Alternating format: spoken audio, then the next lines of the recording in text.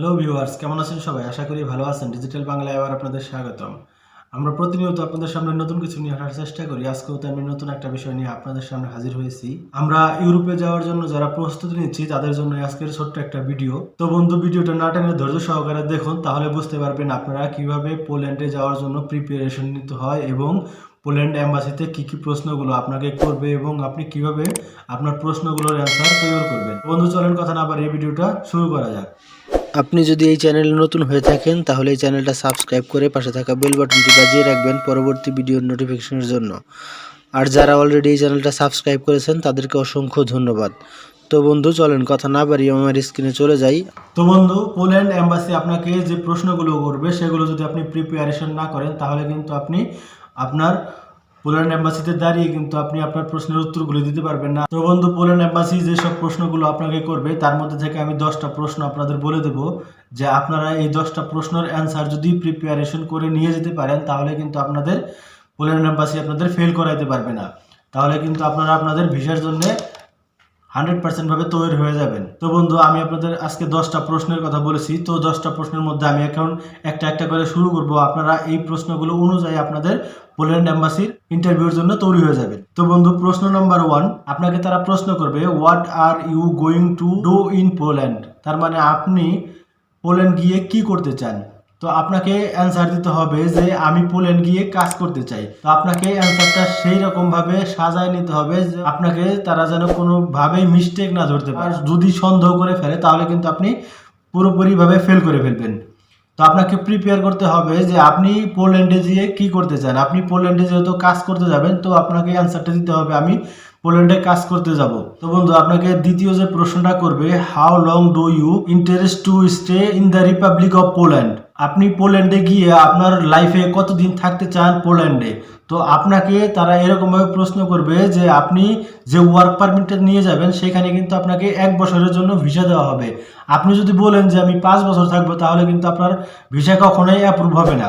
তো আপনাকে কি বলতে হবে, আমি পোল্যান্ডে গিয়ে 1 বছরের জন্যই থাকতে চাই, 1 বছরের বেশি আমি থাকতে চাই না। আর এমন ভাবে আপনাকে উত্তরটা দিতে হবে তারা যেন কখনোই বুঝতে না পারে আপনি লং টাইম পোল্যান্ডে থাকতে চান বা অন্য কোনো কাজের জন্য যেতে চান।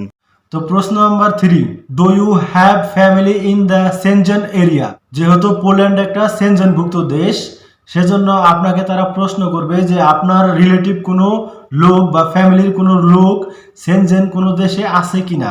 তো আপনি যেহেতু একাই যেতে চাচ্ছেন বা আপনি যেহেতু একাই যাবেন, সেজন্য আপনাকে সেইখানে কিন্তু মানা করে দিতে হবে যে আপনার কোনো সেনজেনভুক্ত দেশে কোনো ফ্যামিলি মেম্বার বা কোনো আত্মীয় স্বজন নেই। আর যদি আপনি বলে দেন যে আপনার সেনজেনভুক্ত দেশে আপনার আত্মীয় স্বজন আছে তাহলে কিন্তু আপনার ভিসাটা তারা রিজেক্ট করে দেবে। প্রশ্ন number 4, how did you get the job. তো আপনি কিভাবে এই কাজটা পেয়েছেন, আপনাকে কিন্তু তাদের প্রুভ করতে হবে যে আপনি কিভাবে আপনার এই ওয়ার্ক পারমিটটা উঠিয়েছেন বা আপনি কিভাবে এই ওয়ার্ক পারমিটটা পেয়েছেন। তো তারা কিন্তু জানে না যে আপনি কিভাবে ওয়ার্ক পারমিটটা পেয়েছেন। তো আপনি যদি মনে করেন যে আমরা যেহেতু বাঙালি, আমরা কিন্তু ডাইরেক্ট কোথাও থেকে ভিসা পাই না, তো আমরা কি করি, কারো মাধ্যমে ভিসা ব্যবস্থা করি। যদি আমার রিলেটিভ কোনো থাকে পোল্যান্ডে বা কোনো ভাই বা যদি কোনো আত্মীয় স্বজন পোল্যান্ডে থাকে তাহলে কিন্তু আমরা তার মাধ্যমে ভিসার জন্য ওয়ার্ক পারমিট তুলি বা কোনো এজেন্সির মাধ্যমে গিয়ে কিন্তু ভিসার জন্য ওয়ার্ক পারমিট তুলি। তো আমাদের কিন্তু তাদের বলা যাবে না যে আমরা আমার রিলেটিভের মাধ্যমে ওয়ার্ক পারমিটটা পেয়েছি বা আমরা আমাদের ভাই বা চাচার কাছ থেকে ওয়ার্ক পারমিটটা পেয়েছি।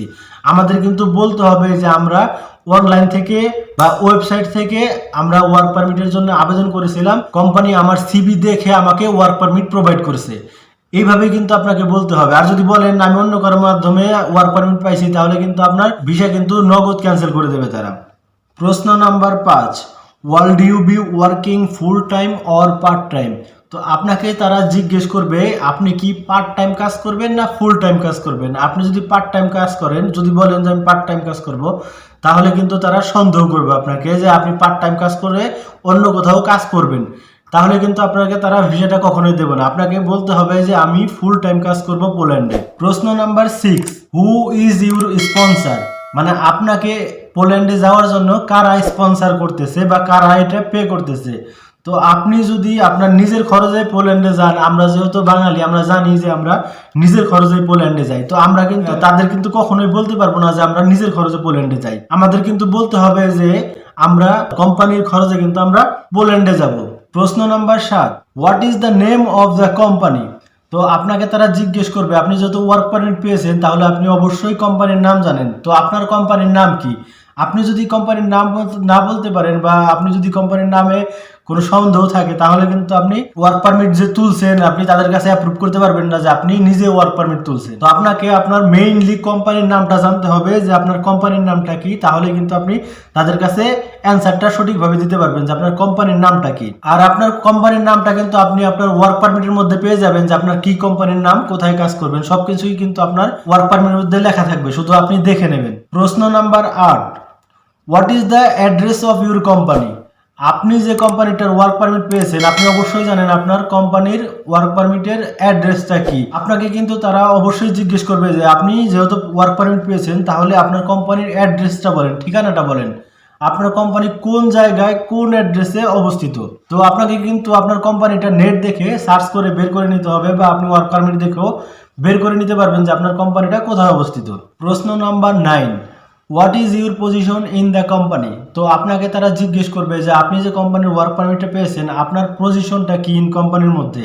আপনি যদি ওয়ার্ক পারমিট বের করেন ওয়ার্কারের, বা আপনাকে তারা পজিশন লিখে দেবে ওয়ার্কার, বা আপনি যে পজিশনে সেইখানে কাজ করবেন সেই পজিশনটা কিন্তু ওয়ার্ক পারমিটের মধ্যে লিখে দেবে। আপনি কিন্তু সেটা দেখে আপনার পজিশনটা তাদের কাছে বলতে হবে যে আমি এই পজিশনে কাজ করব।